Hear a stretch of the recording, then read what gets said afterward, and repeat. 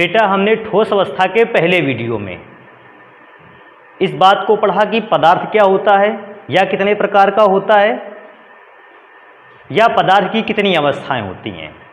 और पदार्थ की जब मैंने अवस्थाओं को ध्यान दिया तो मैंने उसमें से एक अवस्था पढ़ी ठोस अवस्था, और इसके बाद हमने इस बात को भी चेक किया कि ठोस पदार्थ कितने प्रकार का होता है। तो मुझे पता चला कि ठोस पदार्थ मुख्य रूप से दो प्रकार का होता है, एक क्रिस्टलीय ठोस और दूसरा अक्रिस्टलीय ठोस। हमने क्रिस्टलीय ठोस और अक्रिस्टलीय ठोस को भी पढ़ा। बेटा आज हमारा आर्टिकल है, मैं अगर अक्रिस्टलीय ठोस को छोड़ दूं और केवल मैं क्रिस्टलीय ठोस की बात करूं, क्यों? क्योंकि अक्रिस्टलीय ठोस ये पूर्ण ठोस नहीं होते, ट्रू सॉलिड नहीं होते। आपने पढ़ा था जो अक्रिस्टलीय ठोस होते हैं ये एक प्रकार के अतिशीतित द्रव होते हैं। तो मैं आज अक्रिस्टलीय ठोस की बात नहीं करता हूं, मैं बात केवल करता हूं कि क्रिस्टलीय ठोस जो ट्रू सॉलिड हैं, पूर्ण रूप से ठोस हैं, ये कितने प्रकार के होते हैं। अगर क्रिस्टलीय ठोस पदार्थ को मैं अलग अलग भागों में डिवाइड करूं तो क्रिस्टलीय ठोस कितने प्रकार का होता है। तो बेटा क्रिस्टलीय ठोस को पढ़ने के लिए मैंने एक चार्ट बना रखा है आपके सामने। इस चार्ट के थ्रू मैं क्रिस्टलीय ठोस पे लगभग जितने प्रकार होते हैं सभी प्रकार की जानकारी दे सकता हूं। तो देखिएगा इस चार्ट के आधार पर क्रिस्टलीय ठोस कहते हैं कि इसको क्रिस्टलीय ठोस कितने प्रकार का होता है और उसके गुण क्या क्या होते हैं। तो बेटा क्रिस्टलीय ठोस सबसे पहले है, फिर मैंने लिखा है अवयवी कण। अवयवी कण का मतलब उस क्रिस्टलीय ठोस में कौन कौन से अवयवी कण पाए जाते हैं। फिर इसके बाद है आबंध या आकर्षण बल, अर्थात क्रिस्टलीय ठोस में जो अवयवी कण है वे एक दूसरे से अगर जुड़े हैं तो किस आकर्षण बल से जुड़े हैं या किस बॉन्ड के थ्रू जुड़े हैं उसको मैं पढ़ूंगा। इसके बाद हम पढ़ेंगे कि हमें एक आधा एग्जाम्पल भी चाहिए उस क्रिस्टलीय ठोस पदार्थ का, तो मैंने इसके एग्जाम्पल लिख रखे हैं क्रिस्टलीय ठोस पदार्थ के। आगे अगर मैं पढ़ता हूं तो मुझे पढ़ना होगा क्रिस्टलीय ठोस पदार्थ के उस प्रकार में भौतिक गुण क्या होते हैं, अर्थात मुलायम होता है, पदार्थ कठोर होता है या अन्य भौतिक गुण क्या होते हैं। आगे मुझे गलनांक पढ़ना है कि किस प्रकार के क्रिस्टलीय ठोस पदार्थ का गलनांक ज्यादा और किस प्रकार के क्रिस्टलीय ठोस पदार्थ का गलनांक कम होता है। मैं आगे अगर और चलता हूं तो मुझे आबंध ऊर्जा पढ़नी है। यह थोड़ा सा नया हो सकता है कि बॉन्ड एनर्जी क्या होती है। बेटा आप सभी जानते हो कि किसी भी ठोस पदार्थ में जो कण आपस में आकर्षण बल द्वारा जुड़े हैं, अगर मैं इस आकर्षण बल को तोड़ना चाहूं तो बेटा आकर्षण बल को तोड़ने के लिए मुझे उन मॉलिक्यूल को एनर्जी देनी पड़ती है। जैसे मैं आपको एक एग्जांपल बता देता हूं, जैसे मेरे पास एक कोई कंपाउंड है H सिंगल बॉन्ड Cl। मैं एक जनरली कंपाउंड को लेके चलता हूं तो H और Cl के मध्य सिंगल बॉन्ड है। अगर मैं सिंगल बॉन्ड को ब्रेक करना चाहूं, तोड़ना चाहूं, तो बेटा सिंगल बॉन्ड को ब्रेक करने में मुझे HCl के मॉलिक्यूल को कुछ एनर्जी देनी होगी। जैसे HCl के मॉलिक्यूल को एनर्जी मिलेगी, HCl के मॉलिक्यूल एनर्जी की ज़्यादा अमाउंट पाकर एक दूसरे से अलग हो जाएंगे, और जैसे एक दूसरे से अलग हो जाएंगे ये बॉन्ड क्या हो जाएगा, टूट जाएगा। अर्थात अगर आप किसी बॉन्ड को तोड़ना चाहते हो तो आप उस मॉलिक्यूल को एनर्जी देते हो। आप बॉन्ड के एक मोल को तोड़ने में जितनी एनर्जी दे देते हैं, फिर एक बार ध्यान रखना, एक मोल बॉन्ड को तोड़ने में आप उस मॉलिक्यूल को जितनी एनर्जी दे देते हैं, एनर्जी की उस अमाउंट को कहा जाता है आबंध ऊर्जा। या एक मोल बॉन्ड को ब्रेक करने के लिए एनर्जी की जितनी आवश्यकता होती है, एनर्जी की उस मात्रा को कहा जाता है आबंध ऊर्जा। इसके बाद मुझे पढ़ना है कि जो क्रिस्टलीय ठोस के प्रकार हैं उनमें से कौन सा ठोस विद्युत का चालक है और कौन सा ठोस विद्युत का कुचालक है। तो जल्दी से स्टार्ट करते हैं हम लोग इसको पढ़ना। बेटा अगर मैं क्रिस्टलीय ठोस की बात करता हूं तो क्रिस्टलीय ठोस मुख्य रूप से कितने प्रकार के होते हैं, 4, जिनमें से मैं पहले की बात करूंगा आयनिक ठोस। आयनिक ठोस में अवयवी कण कौन से हैं, आयन। और आयन कितने प्रकार का होता है, धनायन तथा ऋणायन। देखो मैं दोबारा से अवयवी कण को रिपीट कर दूं। अवयवी कण क्या है, आयनिक ठोस जिन छोटे छोटे कणों से मिलकर बनता है उन कणों को कहते हैं अवयवी कण। अर्थात जो आयनिक ठोस होगा उसके अगर अवयवी कण धनायन ऋणायन है तो मैं ये कह सकता हूं कि आयनिक ठोस धनायन और ऋणायन से मिलकर बना है। जब बहुत सारे धनायन और बहुत सारे ऋणायन आपस में मिलते हैं तो आयनिक ठोस का निर्माण होता है। और आयनिक ठोस में अगर धनायन और ऋणायन आपस में जुड़े हैं, देखो मैं ऐसे भी यहाँ पर देख सकता हूँ, जैसे मेरे पास कोई एक कंपाउंड है AB, ये आयनिक ठोस है, तो पक्का इसके किसी एक एटम पर पॉजिटिव चार्ज और दूसरे एटम पर कैसा चार्ज होगा, निगेटिव चार्ज होगा, तभी तो आयन प्रोड्यूस होंगे, धनायन और ऋणायन। और आप जानते हो जब विपरीत आवेश है तो इनके मध्य में अट्रैक्शन फोर्स लगेगा, आकर्षण बल लगेगा। वो आकर्षण बल कौन सा होगा, तो उस आकर्षण बल को कहते हैं स्थिर वैद्युत आकर्षण बल, या इसी का एक और नाम है कूलम्ब बल, इस नाम से भी जानते हैं। दो आवेशों के मध्य लगने वाला आकर्षण बल, या तो आप उसको स्थिर वैद्युत आकर्षण बल बोल सकते हो या आप उसको कूलम्ब बल बोल सकते हो।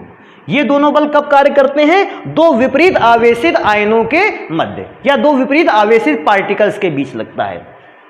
अगर मैं आयनिक ठोस का एग्जाम्पल देखता हूं कि आखिर अपने यहां कौन कौन सा आयनिक ठोस है, तो बेटा NaCl आता है, KCl आता है, मैग्नीशियम ऑक्साइड है, बेरियम ऑक्साइड है, कैल्शियम फ्लोराइड है, जिंक सल्फाइड है। ये सारे के सारे एग्जाम्पल आयनिक सॉलिड के हैं, क्योंकि इन सारे के सारे एग्जाम्पल पर एक धनायन और दूसरा ऋणायन है।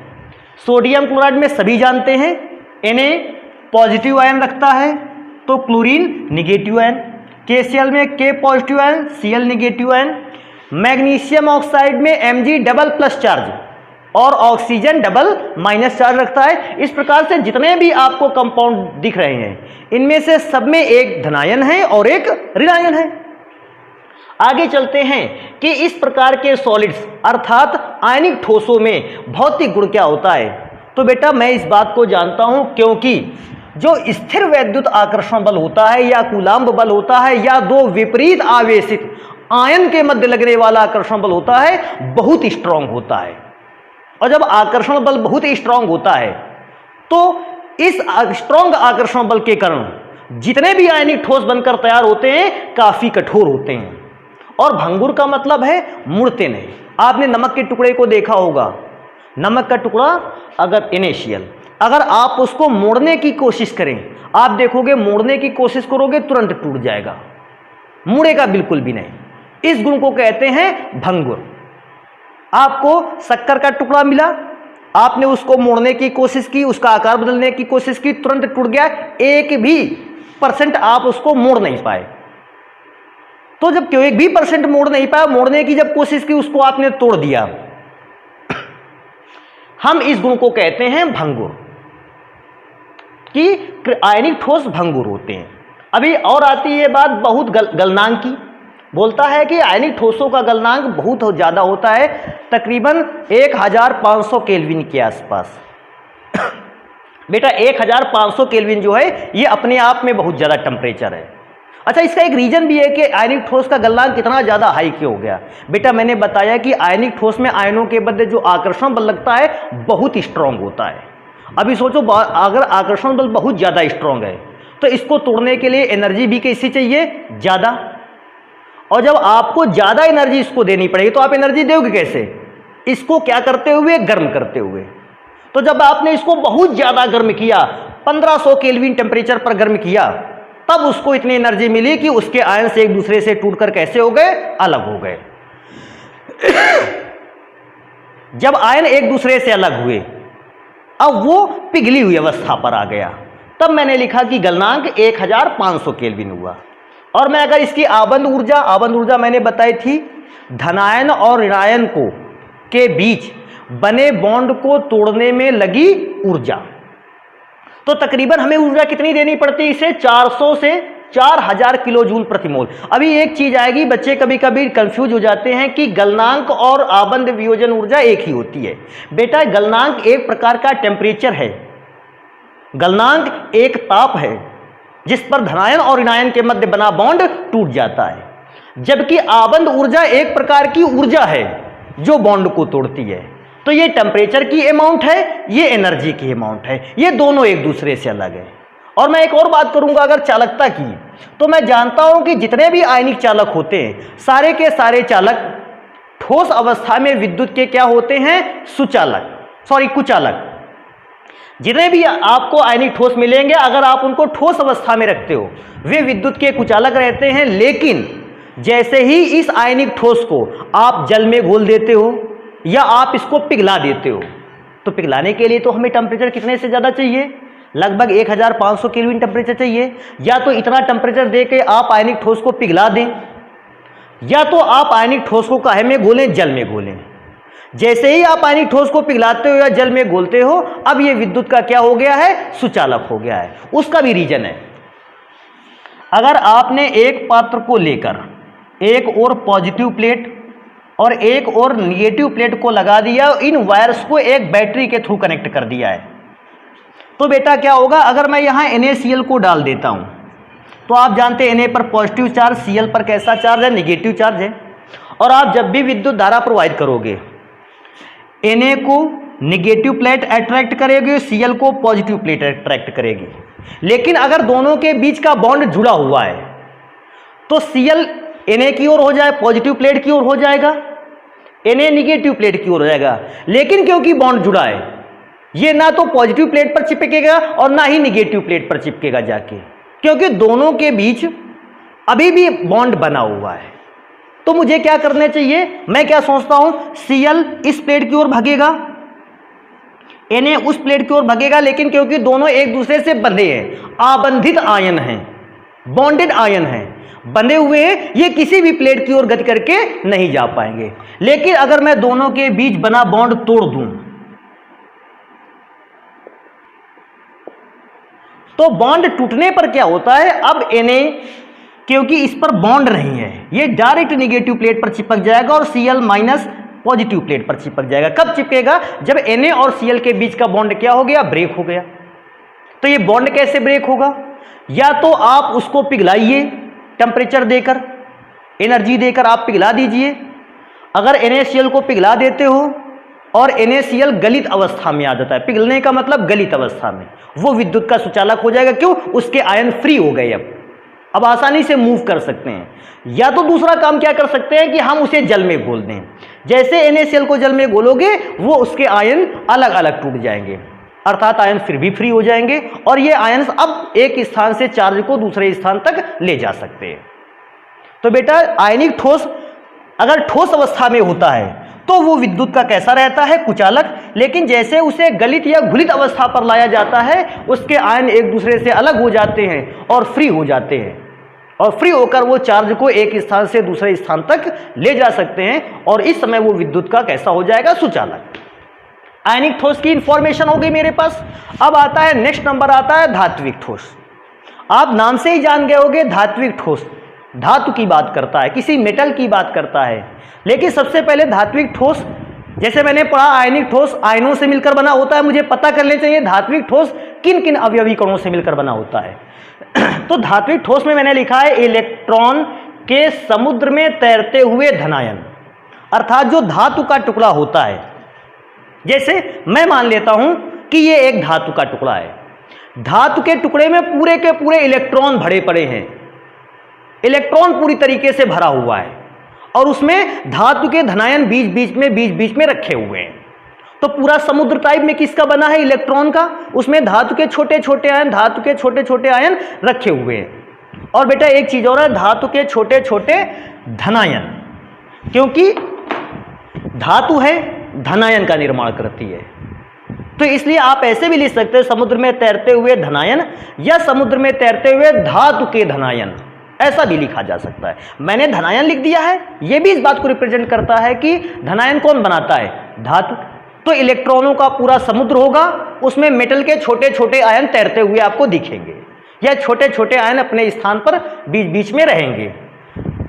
तो इलेक्ट्रॉन और धनायन, ये दो चीजों को मिलाकर, या ये दो पार्टिकल्स आपस में मिलकर धात्विक ठोस को बनाते हैं। अब बात आती है धात्विक ठोस में बॉन्ड कौन सा पाया जाता है।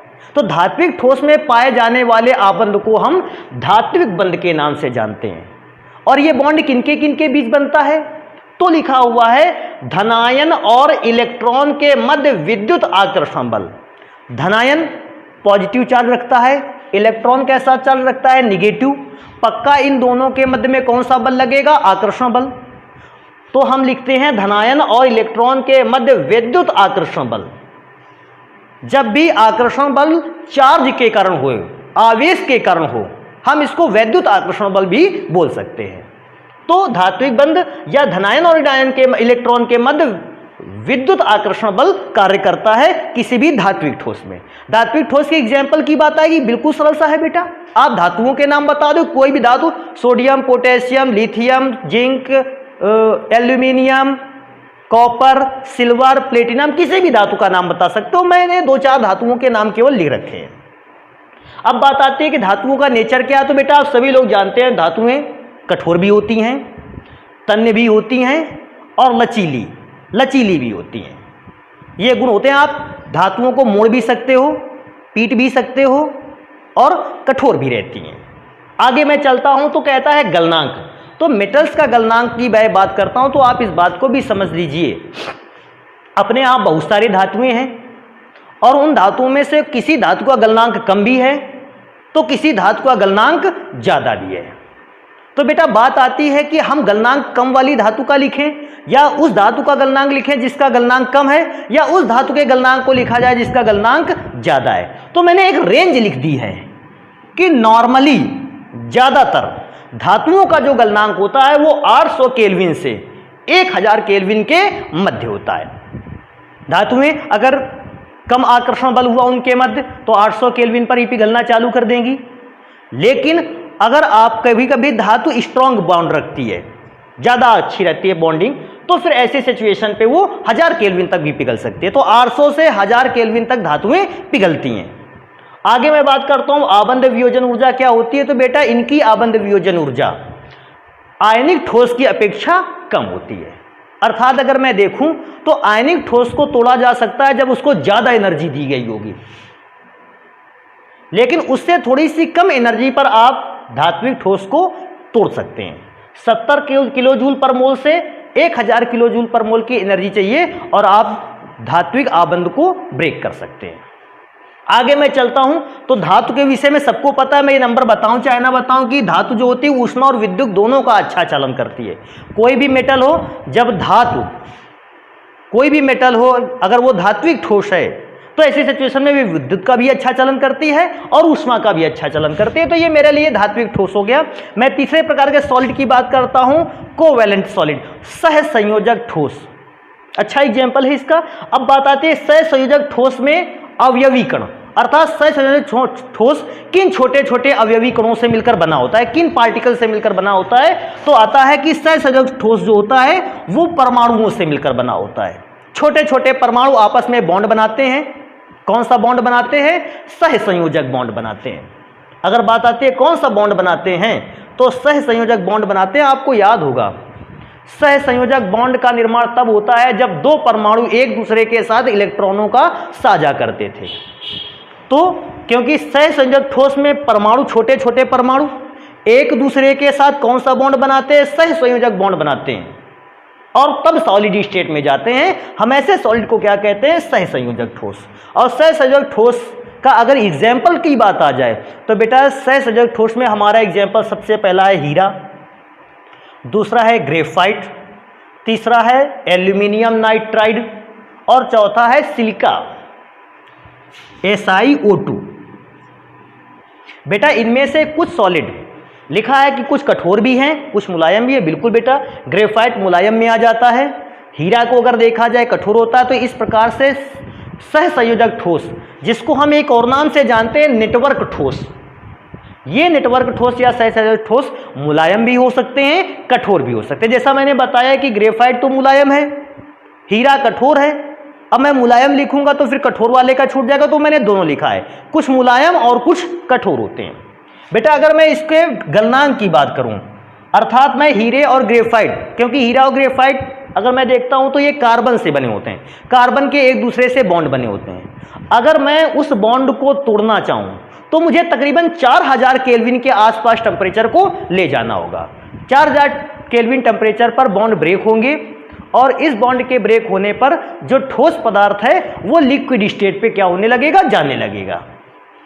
आगे मैं चेक करता हूं कि इस बॉन्ड को तोड़ने में टेम्परेचर तो 4000 केल्विन, लेकिन एनर्जी कितनी मिलनी चाहिए? आखिर मैं कितनी ऊर्जा दे दूं? तो बेटा एनर्जी के अमाउंट 150 किलो जूल से 500 किलो जूल होती है। ये भी एनर्जी की अगर एक प्रकार से देखी जाए तो काफ़ी ज़्यादा एनर्जी है।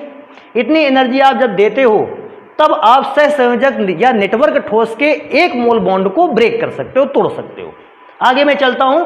बेटा सहसंयोजक ठोस जो होते हैं वो नॉर्मली अगर देखा जाए तो विद्युत के कुचालक ही होते हैं, लेकिन इनमें से एक एक्सेप्शनल केस भी है, ग्रेफाइट। ग्रेफाइट एक ऐसा पदार्थ है जो विद्युत का कैसा होता है? सुचालक होता है। लेकिन बाकी जितने भी पदार्थ हैं अगर वो सहसंयोजक ठोस की श्रेणी में आता है, विद्युत के कुचालक। ग्रेफाइट सुचालक होता है। मैं चेक कर लेता हूं कि ग्रेफाइट आखिर सुचालक क्या होता है, और मैं जितनी भी बातें बताता हूं इसी जगह पर बता देता हूं। ग्रेफाइट की बेटा संरचना कुछ स्ट्रक्चर इस प्रकार का होता है।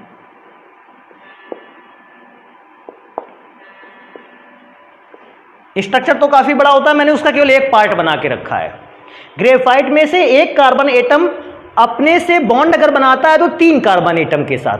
जैसे इस कार्बन ने एक बॉन्ड इसके साथ बनाया, दूसरा उस कार्बन के साथ, तीसरा इस कार्बन के साथ, सेम टाइप से बेटा इसके भी बॉन्ड निकले होंगे, 3 ऐसे बहुत बड़ी संरचना बनी होगी। प्रत्येक कार्बन एटम अपने चारों ओर 3 कार्बन एटम के साथ अटैच होता है और उनके साथ बॉन्ड बनाता है। वैसे अगर मैं चेक करता हूं तो कार्बन का परमाणु क्रमांक होता है 6, इलेक्ट्रॉनिक विन्यास 2,4। बाहरी कक्षा में कितने इलेक्ट्रॉन हैं? 4। कायदे से तो इसको 4 बॉन्ड बनाने चाहिए, लेकिन ये बॉन्ड कितने बनाता है? 3। इसका मतलब 3 इलेक्ट्रॉन तो बाहरी कक्षा पे 4 इलेक्ट्रॉन थे, 3 इलेक्ट्रॉन तो बॉन्ड बनाने में चले गए। अभी एक इलेक्ट्रॉन ऐसा बचा है जिसने बॉन्ड नहीं बनाया है। जिस इलेक्ट्रॉन ने बॉन्ड बनाया है हम उसको आबंधित इलेक्ट्रॉन बोलते हैं, और आबंधित इलेक्ट्रॉन विद्युत धारा का चालन नहीं करते। क्यों? क्योंकि वे अपनी जगह पर फिक्स हैं। लेकिन वो जो चौथा इलेक्ट्रॉन प्रत्येक कार्बन एटम पर होगा, उस चौथे इलेक्ट्रॉन को जिसने बॉन्ड नहीं बनाया है फ्री इलेक्ट्रॉन कहते हैं। और बेटा यही फ्री इलेक्ट्रॉन इलेक्ट्रिसिटी को कंडक्ट करता है, विद्युत धारा के चालन का कारण बनता है। तो इस प्रकार से अगर मैं सहसंयोजक ठोस में देखूं तो ग्रेफाइट विद्युत का सुचालक है, जबकि अन्य जितने भी सहसंयोजक ठोस है या नेटवर्क ठोस है ये विद्युत के कुचालक है। बेटा लास्ट नंबर पर आ जाते हैं आणविक ठोस। मॉलिक्यूलर सॉलिड क्या होता है? आणविक ठोस बड़ा आसान सा है। आणविक ठोस किससे मिलकर बनता है? किन छोटे छोटे कणों से मिलकर बनता है? आता है छोटे सहसंयोजक अणु। छोटे छोटे सहसंयोजक अणु होते हैं, ये उनसे मिलकर बनता है। अब छोटे छोटे सहसंयोजक अणु या बड़े बड़े सहसंयोजक अणुओं में से क्या अंतर है? आखिर इस जगह छोटे छोटे सहसंयोजक अणु क्यों लिखे गए?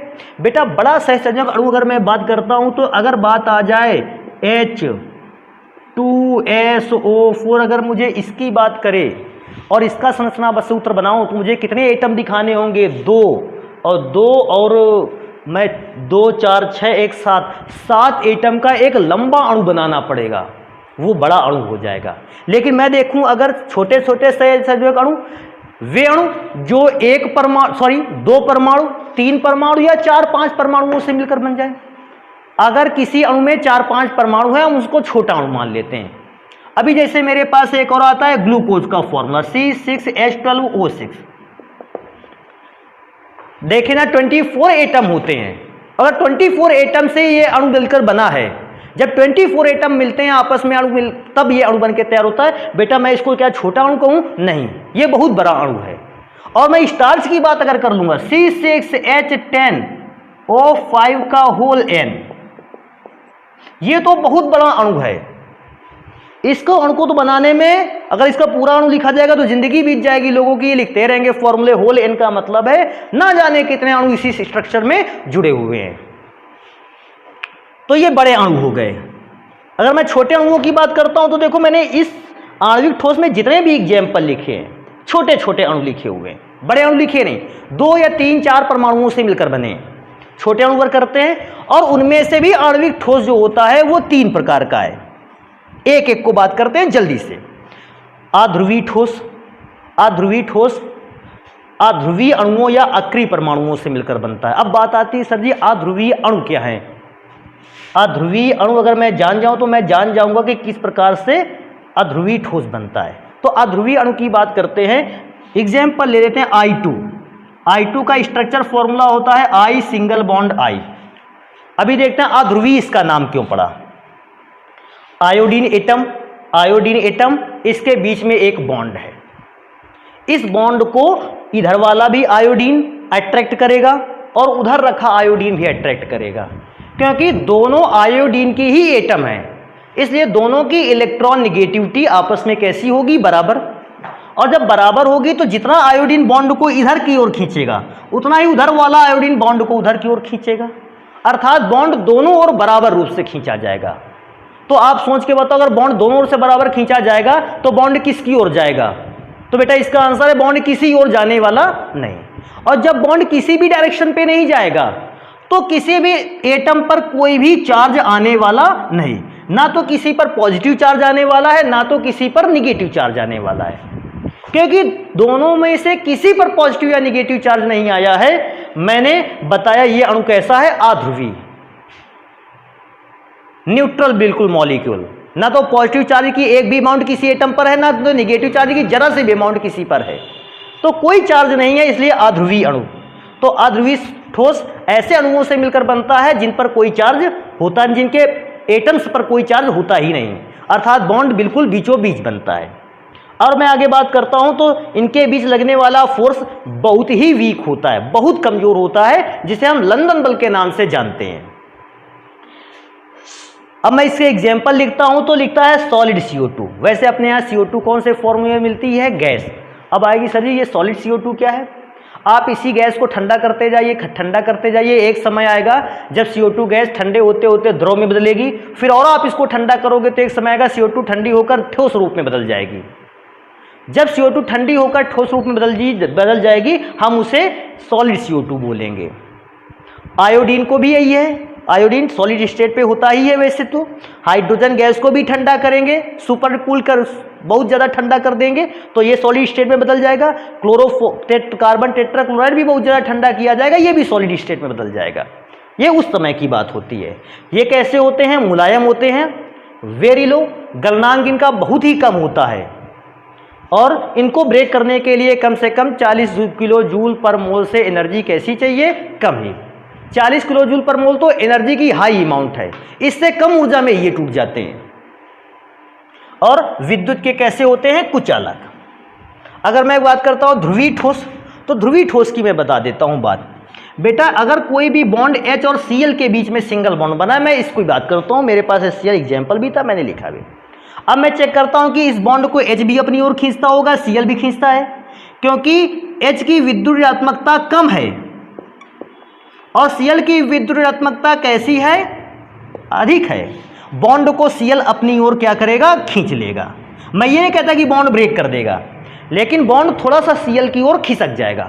और जैसे ही क्लोरीन की ओर बॉन्ड खिसका, क्लोरीन पे आंशिक रूप से थोड़ा सा ऋणावेश आ जाएगा और हाइड्रोजन पर थोड़ा सा धनावेश।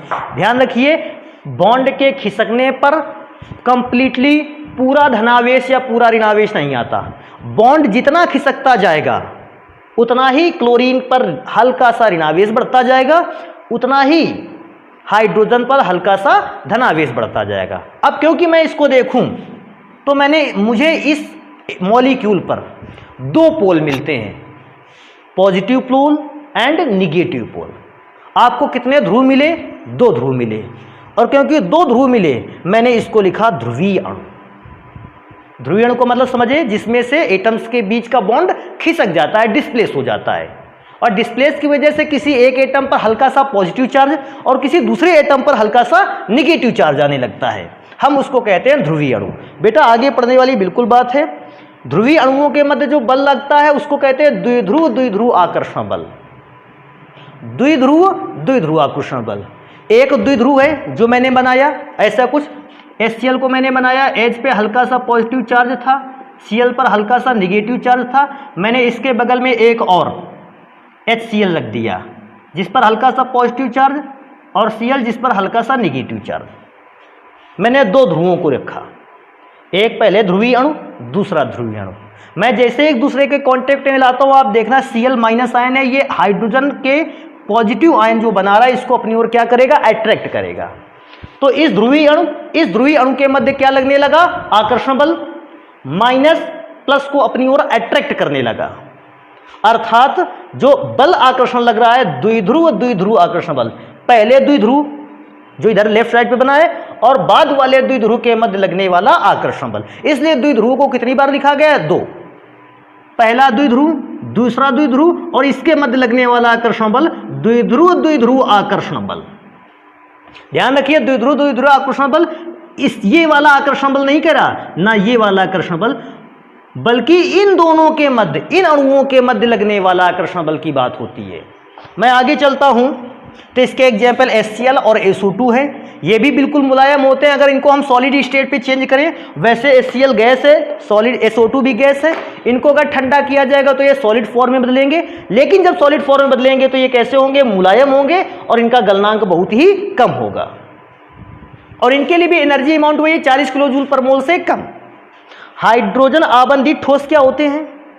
हाइड्रोजन आबंधित ठोस मैं बताऊंगा भी, 2 मिनट पहले पढ़ लेते हैं। हाइड्रोजन आबंधित ठोस में जो अवयवी कण होते हैं वो हाइड्रोजन आबंधित अणु होते हैं। बेटा हाइड्रोजन आबंधित अणु क्या है? मैं एक बात कर लेता हूं। मेरे पास अगर जल का अणु है तो बेटा आप सभी जानते हैं जल के अणु का फॉर्मूला क्या होता है या स्ट्रक्चर फॉर्मूला क्या है, सभी को पता है ये बात।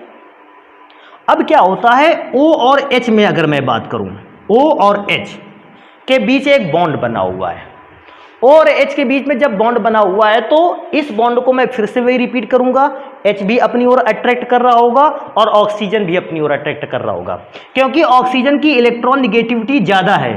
ऑक्सीजन बॉन्ड को थोड़ा सा अपनी ओर खींच लेगा, जिससे ऑक्सीजन पर ऋण आवेश हल्का सा और हाइड्रोजन पर हल्का सा धन आवेश आएगा। सेम कैटेगरी इस पर भी यही होगा।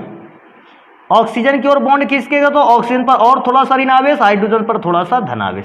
बेटा क्या ये प्रोसेस केवल फर्स्ट मॉलिक्यूल पर होगा? ना, ये फर्स्ट मॉलिक्यूल पर तो प्रोसीजर हुआ, ये सेकंड मॉलिक्यूल पर भी होगा। कैसा होगा? मैं डायरेक्ट लिख देता हूं इस चीज को। Partial positive charge, partial positive charge, partial negative charge. अब बेटा अगर मैं बात करूं जल का पहला मॉलिक्यूल, जल का दूसरा मॉलिक्यूल, ये जल के 2 अणु हो गए। इन अणुओं से मैं बात करूं अगर, तो बेटा देखिए इस हाइड्रोजन पर हल्का सा पॉजिटिव चार्ज है और इसके बगल वाले, इसके ऑक्सीजन नहीं बल्कि इसके बगल वाले अणु में जो ऑक्सीजन उस पर कैसा चार्ज है? निगेटिव चार्ज है। ये हाइड्रोजन ये ऑक्सीजन के बीच में एक आकर्षण बल कार्य करना प्रारंभ कर देगा। इस आकर्षण बल को बोलते हैं हाइड्रोजन बॉन्ड। ध्यान रखना, ये हाइड्रोजन बॉन्ड नहीं है, ये हाइड्रोजन बॉन्ड नहीं है, ये हाइड्रोजन बॉन्ड नहीं है, ये नहीं है। जल के 2 अणुओं के बीच जो आकर्षण बल लग रहा है ये हाइड्रोजन बॉन्ड है। तो हाइड्रोजन आबंधित अणु जो होते हैं वो एक दूसरे के साथ जुड़ते हैं और तब हाइड्रोजन आबंधित ठोस का निर्माण होता है। फोर्स ऑफ अट्रैक्शन क्या है? हाइड्रोजन बॉन्ड मैंने बताया आपको। आगे आता है H2O आइस। H2O आइस का मतलब समझते हैं आप? वैसे जल तो H2O का तो मतलब वाटर होता है लिक्विड फेस में, लेकिन अगर आप इसको ठंडा करोगे तो ये ठोस रूप में बदल जाएगा। उस समय की बात कर रहा है ये। तो ठोस रूप में क्या होता है? ये कठोर होता है। बर्फ सभी जानते हो कठोर होती है, गलनांक बहुत कम होता है। गलनांक ऐसा भी कम होता है, बर्फ के टुकड़े को फ्रिज से निकालकर बाहर रखो अपने आप पिघल जाएगा, लो मेल्टिंग पॉइंट। और इसको भी तोड़ने में 40 जूल, इसके भी बॉन्ड को मतलब इस बॉन्ड को, हाइड्रोजन बॉन्ड को तोड़ने में जो है वो 40 किलो जूल पर मोल से एनर्जी कम ही लगती है। और आप जानते हो जब बर्फ के रूप में होता है ये विद्युत का कुचालक होता है, वैसे भी जल विद्युत का कुचालक होता है। तो बेटा जो सॉलिड मेरे पास थे या क्रिस्टलाइन सॉलिड थे, मैंने सभी प्रकार के क्रिस्टलाइन सॉलिड को पढ़ा और ये भी पढ़ा कि उनके गुण क्या क्या होते हैं। ये तो उनका इंफॉर्मेशन हो गया, लेकिन मैं अभी मेरे से छूट क्या गया? सभी का स्ट्रक्चर, संरचना क्या होती है। तो मैं नेक्स्ट वीडियो पर क्या करूंगा, एक एक सॉलिड को अच्छे ढंग से विद स्ट्रक्चर हम लोग इसको पढ़ेंगे। तो आज हम बेटा इतना रखते हैं अपने वीडियो पर। धन्यवाद। कितनी देर का वीडियो बना?